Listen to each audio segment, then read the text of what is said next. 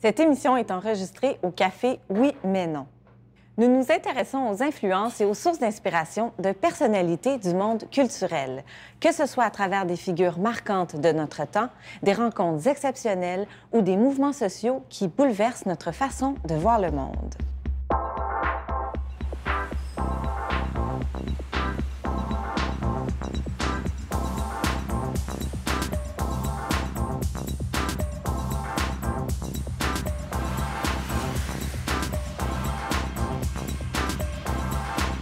Nous recevons aujourd'hui Philippe Ducrot.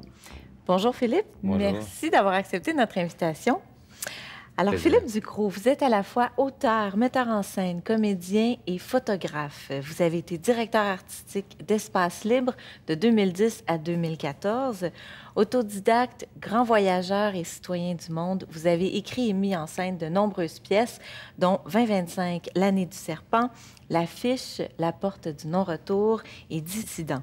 Vous avez également fait une adaptation théâtrale de votre roman Eden Motel et vous êtes directeur artistique des productions Hôtel Motel. Oui, Alors, merci encore d'être là. ça fait grand plaisir. Je vous pose la question, Philippe, de qui, de quoi êtes-vous le contemporain? Le contemporain, c'est des questions qui sont complexes parce que on a toujours l'impression qu'on est dans l'instantané. Le théâtre québécois est un théâtre qui a été très, très, très longtemps centré sur son identité, qui a encore tout un métier, tout un boulot de réflexion à faire identitaire qui est lié beaucoup à la question constitutionnelle puis à la place qu'on a, nous, dans la Fédération canadienne.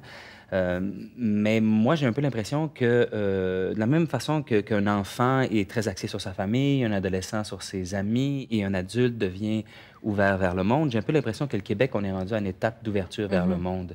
C'est ça, pour moi, ce qui est contemporain de nos jours, c'est de plus nier l'interrelation qu'il y a entre mon mode de vie et le mode de vie des autres. Et bon, vous l'avez dit, moi, je suis un autodidacte, j'ai été formé sur les routes en tant qu'humain et en tant qu'artiste. Alors, si je suis pour parler de mon identité, si je suis pour parler de mon époque, j'ai l'impression qu'il faut que j'essaie d'ouvrir la réflexion identitaire québécoise à ce qui se passe à travers le monde et aux enjeux qui viennent de là-bas et qui vont là-bas, tant dans notre mode de vie, en quoi notre mode de vie influence ce qui se passe dans le reste du monde, mais à quel point le reste du monde ne peut pas rester là-bas. Inévitablement, si on achète des crevettes de Thaïlande, à un moment, il faut comprendre que les gens de Thaïlande vont peut-être avoir envie de venir ici aussi. Tout à fait. Voilà. Vous dites, Philippe Ducrot, que vous avez été formé sur les routes, donc vous êtes un grand voyageur. Comment vos périples, vos migrations vous ont permis de mieux comprendre l'autre? Cette question-là de l'autre m'apparaît très complexe. Oui. J'ai participé à un colloque à Barcelone sur la réflexion. Peut-on parler de l'autre en tant qu'artiste? Est-ce que c'est un concept, oui, qui...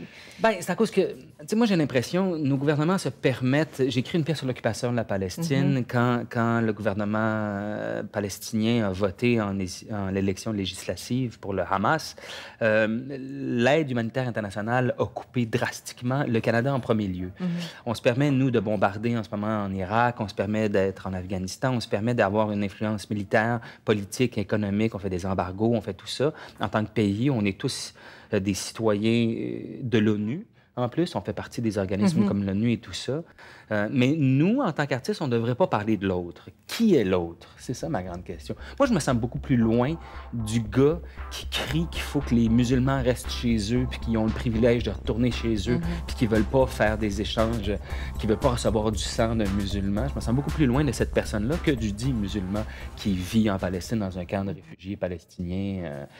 Alors, qu'est-ce qui est l'autre? Ça, c'est un concept qui me questionne énormément.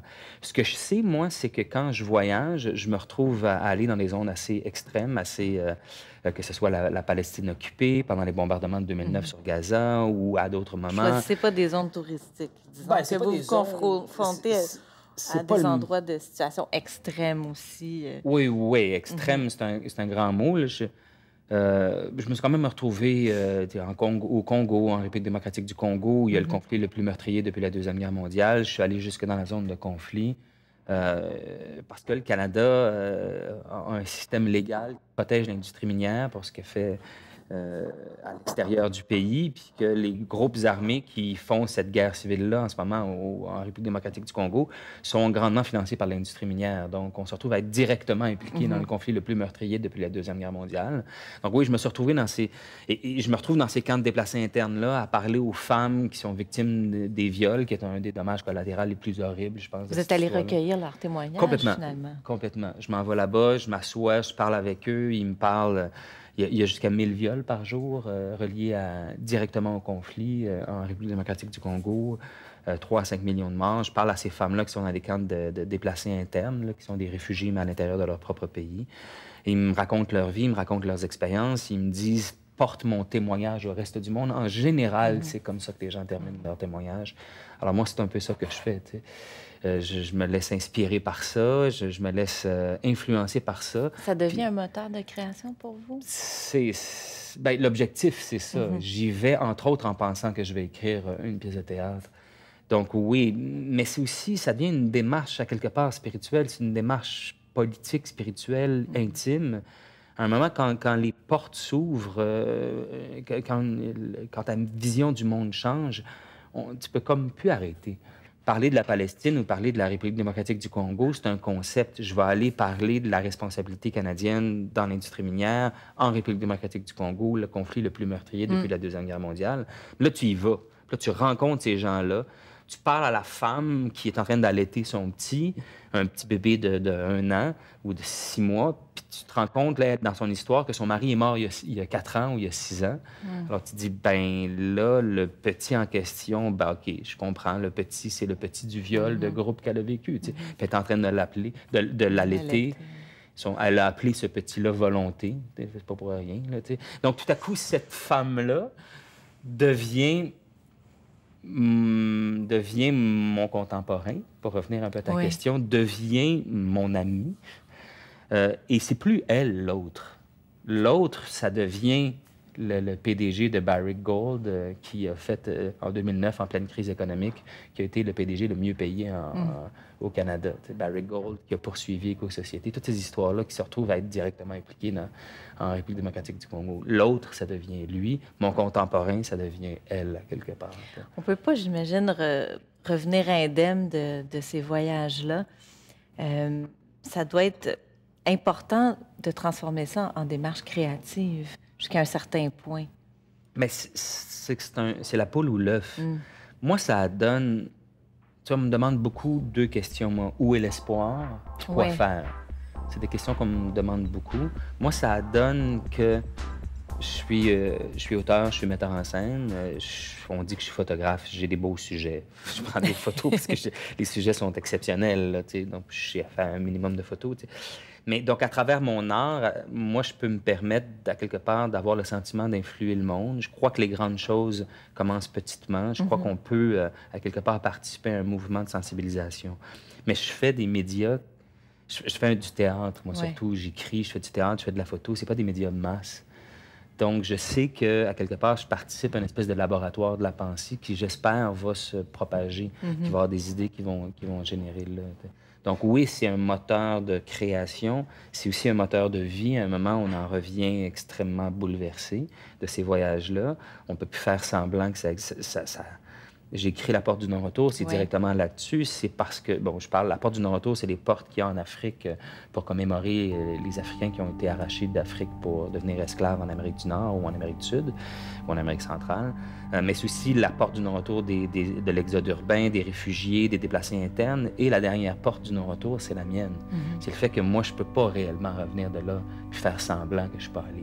Inévitablement, je dois faire semblant parce que le choc est trop fort. C'est pas possible après ça de revenir à Montréal puis de redevenir aérodynamique puis de se remettre à performer puis à embarquer dans la course. On est marqué inévitablement.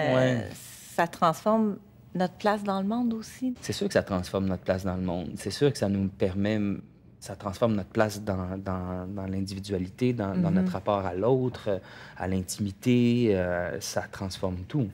ça bouleverse. Il y en a qui appellent ça des chocs post-traumatiques. Là, puis moi, je suis pas allé en Irak, là, puis je me suis pas retrouvé au front nulle part. Mais déjà, je pense que le fait de voyager en tant qu'artiste, c'est pas le même principe que de voyager en tant que journaliste. Moi, je suis là pour, à quelque part, être une éponge d'émotions, puis de recueillir le non-dit, l'invisible. En fait, vous, contrairement aux journalistes, vous mettez peut-être moins... Je mets pas de filtre. De filtre, exactement. Non, c'est ça. Donc, c'est d'autant plus bouleversant pour vous et ça peut avoir des séquelles jusqu'à un certain point plus importantes, mais c'est transformé en démarche de création. En principe, quand on voyage, les gens te demandent « Where are you from? » Là, tu réponds « I'm from Canada. »« Oh, Canada, good country. Canada dry. » Puis là, tout le monde rit. C'est bien drôle. Quand on voyage dans des pays qui sont un peu plus déstructurés, dans des pays de conflit, la Bosnie, certains endroits en Chine où il n'y a pas de tourisme, ou en Palestine occupée, dans les camps de réfugiés libanais, palestiniens au Liban ou en Syrie, ou en République démocratique du Congo, ou dans les endroits que j'ai faits, là, les camps de réfugiés somaliens en Éthiopie, tout ça, les gens ne te demandent plus « Where are you from? » Ils te demandent « What media you're working for? » Et moi, je leur dis, non, moi, je suis pas un journaliste, je suis un auteur de fiction. Et là, tout à coup, je leur explique que je suis un artiste. Et eux, je pense qu'ils comprennent qu'il y a quelque chose de différent. Ils se mettent à parler d'eux-mêmes, ils se mettent à parler de comment ils vivent ça. Ils s'ouvrent, ils parlent de leur réalité émotive, de leur réalité humaine. Moi, ça me permet de mettre des visages sur les statistiques par après. Mais surtout, en général, ils terminent beaucoup en disant « offre mon témoignage au reste du monde ». Moi, je me retrouve où « Tell them we are not terrorists ». Les Palestiniens finissaient beaucoup en me disant « Tell them we are not terrorists ». Moi, je me retrouve à quelque part un peu à être le témoin, à être le passeur. Je suis celui qui... Je suis comme un médium à quelque part. Je parle d'une réalité qui est très, très, très reliée à la nôtre, mais qu'on ne veut pas voir.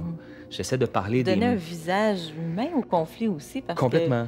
Donner un visage aux statistiques, aux dates, aux brèves télévisuelles, essayer de trouver une manière de rendre ces gens-là vivants. J'aime beaucoup aussi les amener dans des lieux d'art. J'aime beaucoup présenter les camps de déplacés internes et les camps de réfugiés dans des galeries d'art. Je trouve que ça leur donne une dignité. Ça leur rend une dignité que l'industrie, que l'économie, que le libre marché et les zones franches et industrielles sont en train de bousiller. Donc, c'est une manière, quelque part, de leur dire « vous existez, la marge est vue ». Et c'est une manière, surtout, de leur dire « vous existez et il y a des gens qui vont peut-être en entendre parler ». Je me rappelle, pendant les bombardements en Palestine, les bombardements sur Gaza en 2009, pendant l'opération Plomb durci, moi, j'étais en Cisjordanie et je lisais les journaux locaux simplement, je lis pas l'arabe, mais simplement pour voir un peu qu'est-ce qui se passe et tout, puis voir des photos. Et je suis tombé sur une manifestation du square, au Carré Philippe. Une manifestation à Montréal, donc des gens manifestaient contre ce qui se passait à Gaza. Et tout à coup, j'ai eu un sentiment, ça m'a fait beaucoup de bien. Moi, j'étais là-bas, j'étais seul, j'étais complètement bouleversé par ça. C'était une bombe par minute qui tombait, des bombes à fragmentation, au phosphore blanc, des choses qui sont illégales d'après les conventions. Puis je les voyais devant moi exploser. Je le savais que c'était des bombes à fragmentation, puis tout le monde niait, mais je les voyais. Puis je me dis, moi, je suis juste un artiste. Là. Si moi, je le sais, tout le monde le sait. Puis de voir cette photo-là dans le journal local, de dire, OK, ça, c'est le Carré Philippe à Montréal, je reconnais le Carré Philippe, je reconnais les pancartes en français et en anglais, je reconnais le bilinguisme de Montréal, je reconnais ça, je vois ma gang, à quelque part, penser à nous, penser à moi, qui est mon autre gang qui est là-bas. Je me dis, ça, c'est un sentiment d'espoir qui est très, très, très fort. Donc, le geste aussi, à la deuxième question, où est l'espoir? Moi, ce que je me dis, c'est à quelque part, ma job, c'est pas nécessairement ça. Moi, l'espoir, c'est de faire sa job le plus qu'on peut. Chacun a des limites. Toi, tu me disais que tu viens d'avoir un enfant, mais c'est sûr que ça bouleverse ton mode de vie. Il faut que tu t'occupes de ton enfant. Moi, j'ai pas encore d'enfant. J'ai un porte-voix. Je suis un artiste. Donc, je me permets de faire des choses et le geste en soi, pour moi, porte l'espoir. Et c'est dans ce geste-là auquel je crois. Philippe Ducrot, merci beaucoup. Merci à vous. On peut consulter le site des productions Hôtel Motel pour suivre vos spectacles et le développement aussi de vos projets futurs. Ben voilà, c'est hotelmotel.qc.com. Parfait. Et non .ca. Merci Philippe. Voilà. Merci à vous.